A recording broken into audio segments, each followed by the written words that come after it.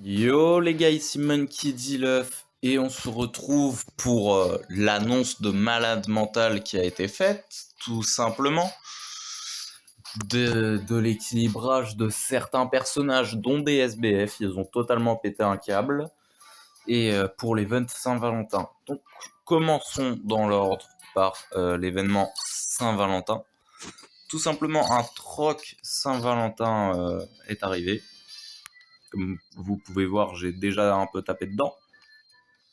Donc voilà, tout simplement un troc, ma foi, très intéressant. Donc surtout les 3 pièces 18% et les 2 pièces 14% je crois.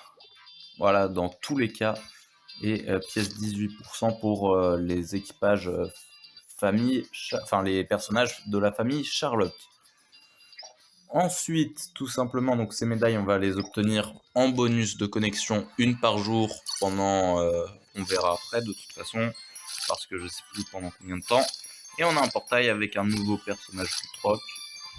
Donc tout simplement Pudding, défenseur vert, donc une nouvelle version de Pudding, donc garantie pour 200...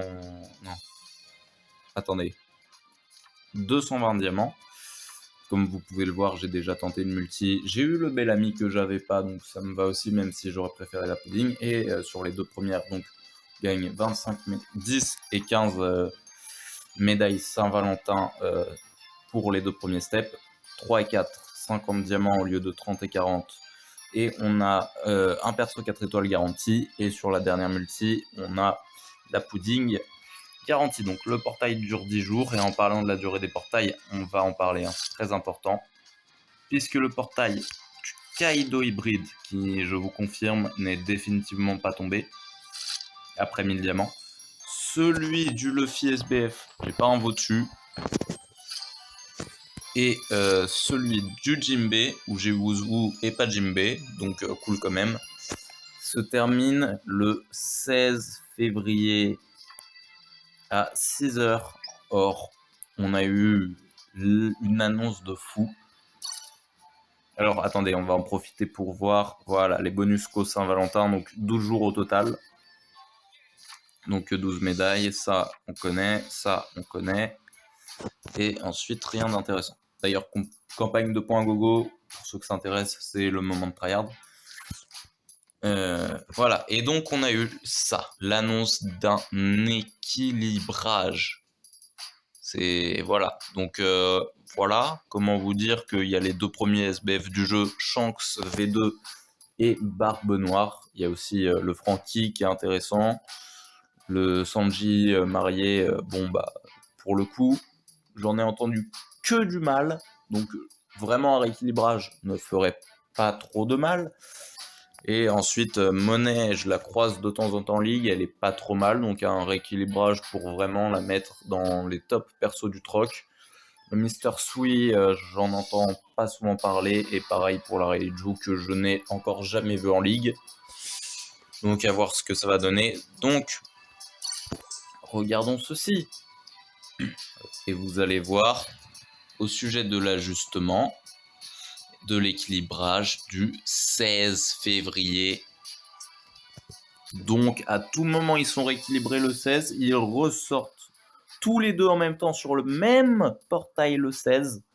C'est possible, hein, c'est possible.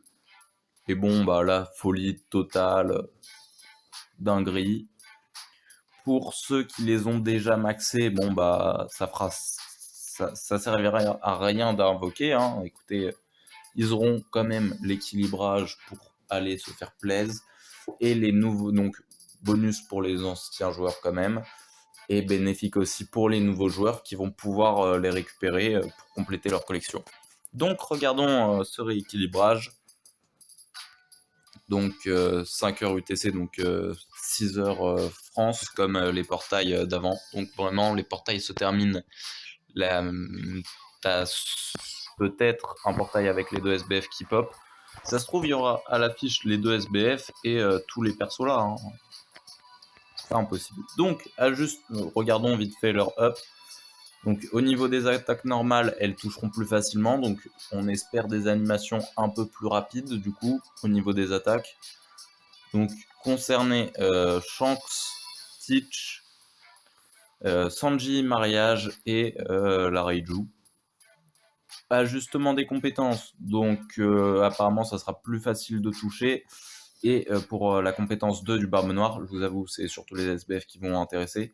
52% de recharge au lieu de 55 secondes. Bon, on gagne 3 secondes, c'est déjà ça, écoutez. Hein. Ensuite, voilà. Alors, la Reiju, sa compétence 2 qui n'attaquait qu'une fois à 182, ce qui était nul. Ça sera toujours 182, mais cette fois, 3 attaques peuvent toucher, c'est déjà un peu mieux. Et compétence 2 au niveau 5, ça fera moins 20% de def au lieu de moins 10 pour l'ennemi au niveau du général Franky. Donc vraiment costaud. Ensuite, pour le Mister Sui, la compétence 1, ça sera moins 20% d'attaque au lieu de moins 10. Donc pareil, pour défendre, c'est cool. Pour tanker aussi. Et la compétence 2 plus 20%, c'était pendant 10 secondes. Ça sera pendant 20 secondes. Ça aussi, c'est très cool. Et pour la monnaie, c'était compétence 1, restauration du bouclier de 120% des PV max. Et là, on va passer à 150%. Donc pareil, très costaud pour défendre. Et les traits, on va juste regarder ceux des SBF. Mais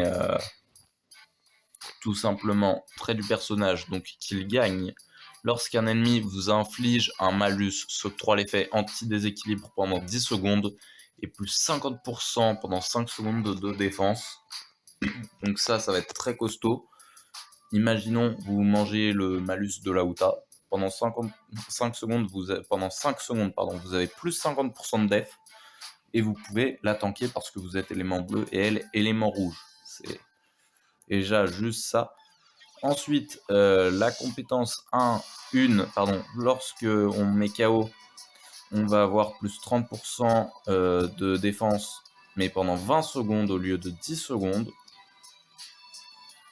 Et en plus de changement de mise à terre à déséquilibrer quand on a plus de 70% des PV, cette fois ça sera réduction de 30 dégâts en bonus, enfin de 30% des dégâts.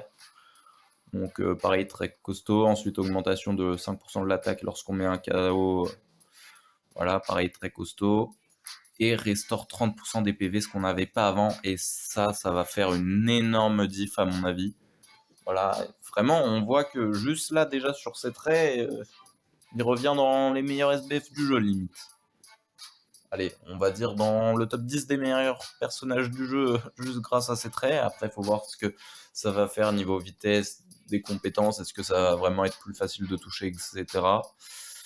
Ensuite, lorsque les PV sont à plus de 30% et non à plus de 50%, on résiste toujours avec un PV aux attaques censées nous mettre KO sans effet lorsque les PV sont à 1, ce qui est logique.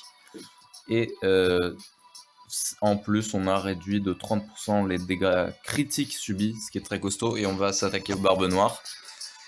Donc, lorsqu'on attaque un détonateur de pouvoir, plus 30% au lieu de plus 10% des dégâts infligés, donc dans une méta Kaido Big Mom, ça peut être très très très costaud. Surtout contre le Kaido élément vert, qui est très problématique en tant que fonceur. Là, limite, tu vas pouvoir le one-shot. Enfin, il aura sa régène de PV, mais tu vas lui faire claquer direct.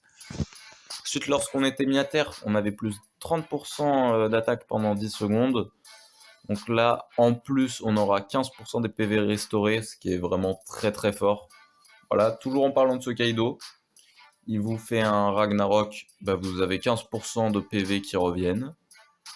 Et lorsqu'on mettait KO un personnage, on restaurait de 15% les PV. Et cette fois, en plus, on va avoir 30% du temps de recharge de la compétence... Non. De la compétence 1, réduction de 30%, ce qui est très fort. Les autres, on s'en fiche un peu, je vous avoue. Là, ceux qui veulent tout savoir et tout, allez plus sur des vidéos style G4. Au PTV, c'est beaucoup plus détaillé. Bon, on va se faire un petit tag battle, écoutez. Hein. Let's go. Cette fois, comme c'est un tag battle, je vais parler en jouant. En espérant qu'on nous rejoigne assez vite. Donc au niveau de la team, évidemment, le petit 200, le King 91, Roger 85 et Rayleigh 86. Tous boost 2. Apparemment, j'ai oublié de mettre des pièces à Rayleigh, mais c'est pas grave. Bon, par contre, si quelqu'un pouvait rejoindre, ce serait cool. Ah d'ailleurs, au niveau de la Ligue SS, les gars, je suis dans le top 10 000 pour l'instant, même si je pense que ça va pas durer. Je dois faire un truc genre un peu plus de 1700 de score, c'est une dinguerie. Bon, écoutez, personne rejoint, donc j'y vais. Voilà, pour ceux qui se demanderaient, je joue toujours en idée 1-1-1, enfin que des 1. Toujours la même idée quand je fais du tag battle.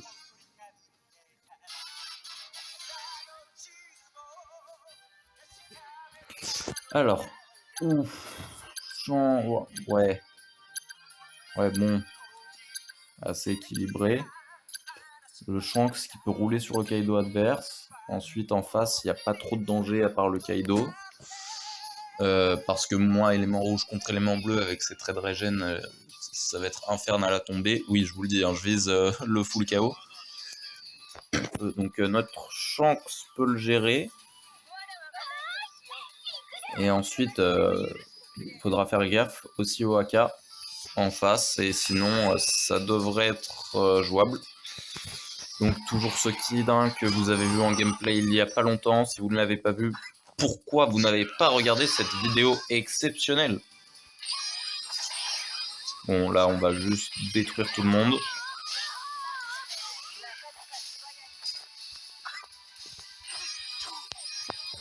Allez, Hancock, au revoir. Ulti, au revoir. Merci le AK. Voilà, nous, on va bien rester dans la zone de tas de trésors pour resto les compétences. Ah, le Kaido. Ok, c'est le... Ok, ils se ramènent tous les deux. Se redresse, ça va être plus facile à gérer que le Kaido. Du coup, à cause du Kaido, on va vraiment rester dans la zone de tas de trésors. Regardez, je les régène, car je les régène. Et il y a 0 van. Vraiment, je le laisse au Akainu, il n'y a pas de problème.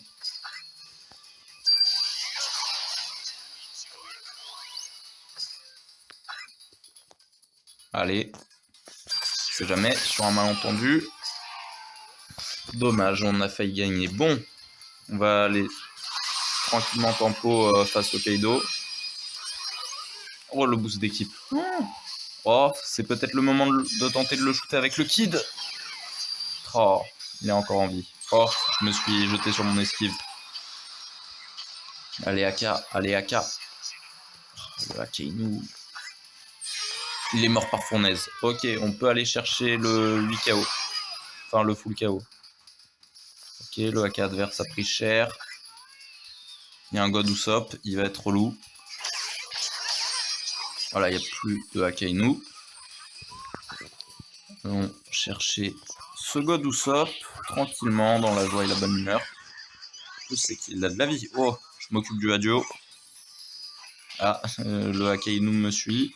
Pas la peine, frérot, je m'en occupe. Et il a bien... Voilà, je resto la zone de tas de trésors. Voilà, tout de Hadio. Et là, on va foncer pour aller capturer pendant que l'Akainu... Non, le met pas KO. Trop tard. J'ai voulu tenter la double capture en plus pour le score. Bon, écoutez, oh là là, le MVP. Bon, ça veut strictement rien dire à mon avis, mais... Enfin, en tout cas, sur cette game, on me voit, et voilà. C'est un scandale. On fait du 1-3, lui, il fait du 1-5, on lui met 700 de score de plus que notre coéquipier. Bon, en fait, c'est vrai, ils ont fait 0 KO. Du coup, event à 70k, 0 bonus de score au niveau des persos. Et d'ailleurs, on va, avant que je vous dise au revoir, on va aller voir un truc. Regardez. Voilà, le petit plus 6 diamants qu'on a reçus aujourd'hui de la part de l'équipe OPBR, ça fait plaisir. S'ils pouvaient continuer de tomber les diamants, ouais, j'en ai pas beaucoup, je confirme. Actuellement, si... oui, je claque tout sur le King, je confirme aussi. Bon, j'ai fait récupérer sans faire exprès, mais c'est pas grave. Actuellement, si le portail à double SBF il sort, j'ai ça comme diamant. Mais on y croira quand même. Je ne dois pas vous montrer la box. Bon, sur ce, si la vidéo vous a plu, likez-la. N'hésitez pas à vous abonner. Review One Punch Man du dernier chapitre qui arrive demain, normalement. D'ailleurs, excusez-moi pour l'autre qui est sorti hier. Je suis pas encore habitué au rythme de 2 semaines. Et normalement, après-demain, toujours si je ne me trompe pas, même si c'est possible, je sors la vidéo review du chapitre One Piece de cette semaine. Bon, sur ce, je vous dis à la prochaine. C'était Monkey D. Luffy. Bye.